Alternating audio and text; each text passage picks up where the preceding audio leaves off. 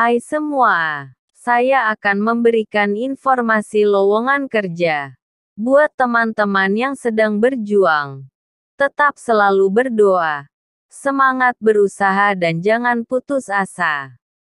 Semoga informasi yang saya berikan dapat bermanfaat bagi kita semua.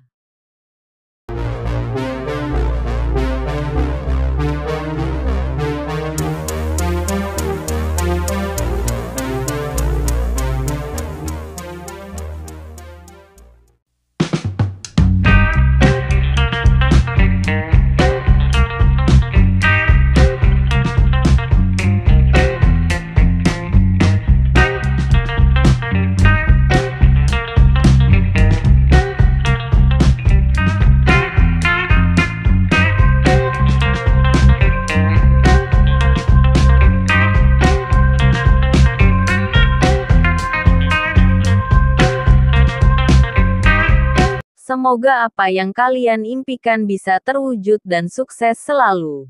Terima kasih. Salam sukses.